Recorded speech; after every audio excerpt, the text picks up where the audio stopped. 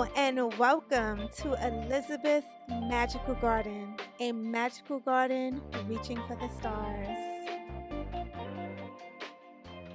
Hey guys, welcome back. Be sure to check out the show notes at the bottom of this recording because I usually have a lot of cute little tidbits along the way, and you also get to follow me on Instagram at Elizabeth Magical Garden. All the information will be down below.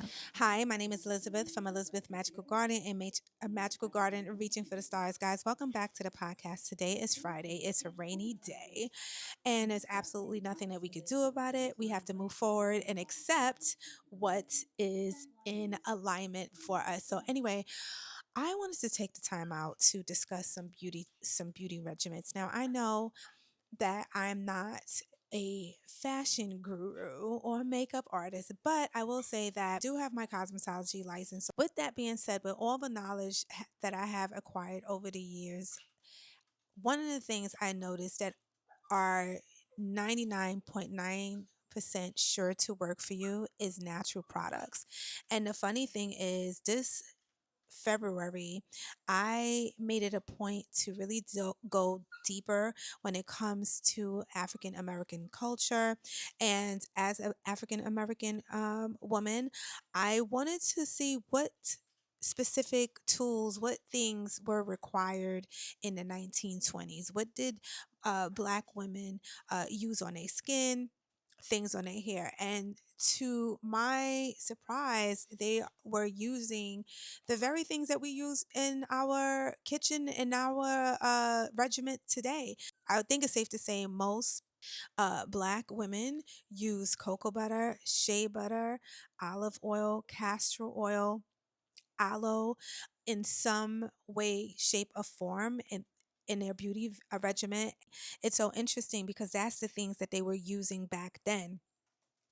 The reason why they started using these things because they had a lack of resources because of segregation and so many things that was going on in that era. Women were forced to find other avenues when it came to taking care and preserving the longevity of their hair and also their skin. And they implemented a lot of natural things to soothe everyday things like oatmeal. They used oatmeal on the skin. They made soaps.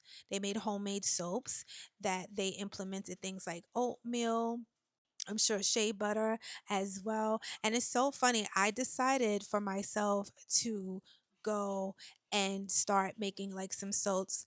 In my other episode, in my latest episodes, and be sure to check that out, I did discuss the importance of sustainability and what is more sustainable than using or creating your own products. I know we live in a society where instant gratification is proven to be like top tier, but if I may challenge you a bit, creating your own natural products is not only gratifying, you know what's going in the products that you're creating, you know what's going on your skin, you know what is going on your children's skin. And I just think that although we live in a society that is extremely busy, taking a Saturday off to put a couple of ingredients together that will not only benefit you and your family members, I think that is something to entertain. You know, I remember when my son was a little boy, I used to use, and this is a very long time. This is before the internet. This is before the internet. I used to use like the days that we would have off. I was I was very blessed and fortunate to be in a position to where I would be able to align my schedule with his. So when he was out for school, or if he was on winter or spring recess, I would use those moments to be a little more crafty than other times. You know, my mother was a homemaker for the most part before she put herself in school and finished up and got her degrees. I would say she went to school when I was 12, so I was a little older. But with that being said, all through my life, um, I remember her creating special moments in our lives, myself and my brother, in our lives that really showed that she cared. I mean, we knew that she cared, and I'm very fortunate to have a mom um, like herself. But she used the time that she had wisely. Like if it was a Saturday, she would get up early and make us muffins, blueberry muffins from scratch. You know what I mean? She would do the things. And I know that we are pressed for time, money, and energy. But if we take time to dial back, we would realize that it doesn't take much. I mean, for heaven's sakes, when I say scratch, you could go to Jiffy's. That's my scratch. You know what I mean? Or you could create it, you could make it a fun event for you and your family. And I just think that when you take the time to educate yourself and see what people used on their skin or the things that they implemented before, like decades before, in different time zones, I should say, it kind of like makes you feel better about yourself because you're like, wait a minute, like these things, these women that were oppressed were still able to provide a decent atmosphere, decent, loving home with the resources that they have. And I think that it's safe to say, especially if you are under the sound of my voice, I believe it's safe to say that you are much privileged in that way, at least. You have cell phones. Most people have a blender. You know, there's certain things that I think that it's kind of like you kind of figure like, okay, you have at least these particular bases, but I'm here to remind you that you don't need much to again release your footprint on the earth and also create lovely moments with yourself and your family.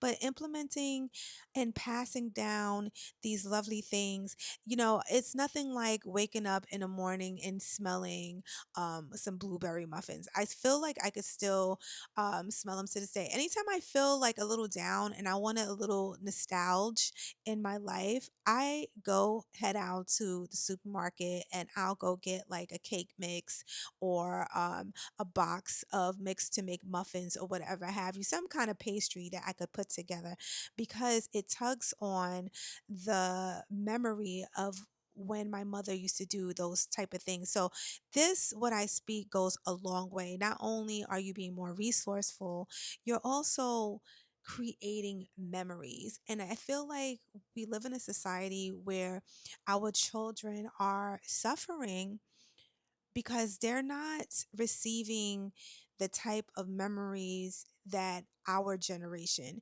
used to have, especially if you were born in your 70s and before.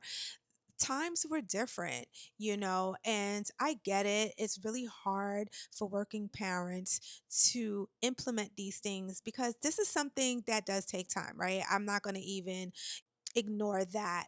But if you could just make it as simple as possible, to the best of your ability, instead of everybody in their rooms playing a game or watching a different show, maybe having family night, right? So that means there's one television that is on, right? The electronics, for the most part, right, is taking a little rest. So that eases up on the currency. And most importantly, you create a family dynamic where everybody is sitting in one space.